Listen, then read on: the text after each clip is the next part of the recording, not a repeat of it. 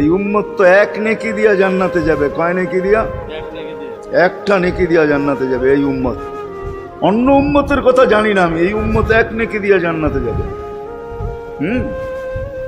নবীর একটা আদর্শের কারণে জান্নাতে যাবে। সিরত মানি আদর্শ, আর এটা আমরা কদমে কদমে মুহতাজ। কেননা এই ছোট জীবনটা যদি গ্রহণযোগ্যতা পর্যন্ত পৌঁছাইতে হয় আল্লাহর কাছে, চাই নারী হই, চাই যুবক হই, চাই বৃদ্ধ হই, যেই মানুষই হই না কেন, যেখানেরই হই না কেন, যেই বাসারই হই না কেন, যেই বর্ণেরই হই না কেন, যেই পেশারই হই না কেন, যেই সোসাইটিরই হই না কেন, এই জীবনটাকে যদি গ্রহণযোগ্যতা পর্যন্ত পৌঁছাইতে হয় কার কাছে? দুনিয়া আলাদের কাছে না, মালিকের কাছে, যিনি এক ফোঁটা পানির থেকে অস্তিত্ব দিছেন, যার কাছে আবার আমাদেরকে ফিরা যেতে হবে। পালানোর কোনো সুযোগ নাই। এই জন্যই কোরআন আমাদেরকে বোঝায় আইনাল মাফার। আল্লাহ বলতেছে কোথায় ভাগবে তুমি, বলো কোথায় ভাগবে? কবির কথাই সত্য, যদিও নাকি পালাও তুমি আকাশেতে লাগিয়ে সিঁড়ি লাগাও, যদি আকাশে চলে যাও তো আল্লাহ বলে তোমার বাগার কোনো সুযোগ নাই। কেননা ইল্লা বি সুলতান, ওইখানেও আমার রাজত্ব, এইখানেও আমার রাজত্ব, ডাইনো আমার রাজত্ব, বামে আগে পিছে উপরে নিচে সর্বত্র আমার রাজত্ব। আমার রাজত্বের বাহিরে যাওয়ার ক্ষমতা তোমাদের নাই। দ্বিতীয় কথা এটো, আইনা আনা মাআকুম আইনা মা কুনতুম, যেখানে যাবে ওইখানে আমি সঙ্গে থাকব, আমাকে দূর করতে পারবে না। যদি করো তাহলে তুমি থাকবে না, তোমার অস্তিত্বই থাকবে না। কেন আমাদের ভিতরে আল্লাহ নাই বটে, কিন্তু আল্লাহর একটা পাওয়ার আছে যেটাকে রূহ বলে।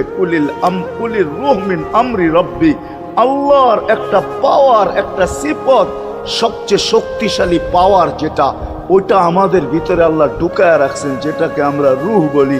কোরআনের ভাষায় রূহ বলে, বাংলা ভাষায় আত্মা বলে। যেটাকে আমরা আত্মা বলি ওটা আল্লাহর হুকুম ছাড়া কিছু না। আল্লাহ বলে ওটা মনে করে নাও আমি তোমার ভিতরে আছি, কেন এটা আমারই জিনিস।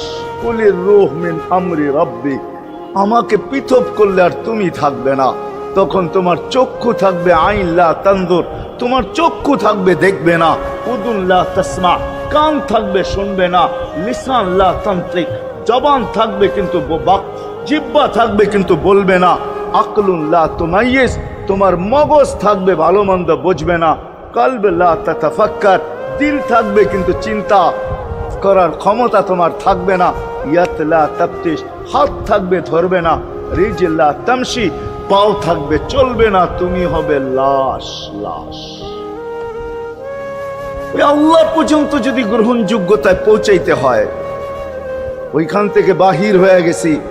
ভালো তো বাসি, কিন্তু আগেরটুকু জানি না। ও মেরে দোস্ত, শুধু ভালোবাসলে চলবে না। আবু তালেবের চেয়ে বড় ভালোবাসা আপনার আমার ছিল না। সাহাবাদের মতো ভালোবাসা আপনার আর আমার নাই। আছে নাকি? হ্যাঁ, আবু তালেবের মতো ভালোবাসা ছিল। চলেন শর্ট করি। আবু তালেবকে নিজের হাতে আল্লাহ রসুল কবরে রাখছেন। যখন রাখতেছিলেন তখন চিৎকার দিতেছিলেন, আম্মি মা তারাক্তালি সাবিলা, চাচা কোনো রাস্তা রাখলেন না আমার জন্য। বলছিলাম কলেমা পড়লেন না। বলছিলাম ঠোঁটটা হেলাইলেন না। বলছিলাম চুপ থাকেন, তাও থাকলেন না। সর্বশেষ একটা চিৎকার দিলেন, আলা মিল্লাতি আব্দুল মুত্তালিব, আব্দুল মুত্তালিবের ধর্মের উপরে চলে যেতেছি। এই কথা বইলা দুনিয়ার থেকে বিদায় নিলেন। চুপও যদি থাকতেন তো আমার জন্য কোনো সুযোগ হইতো। চাচা, ও চাচা, আমার জন্য কোনো রাস্তা রাখলেন না। ভালোবাসা কাজে দিবে না।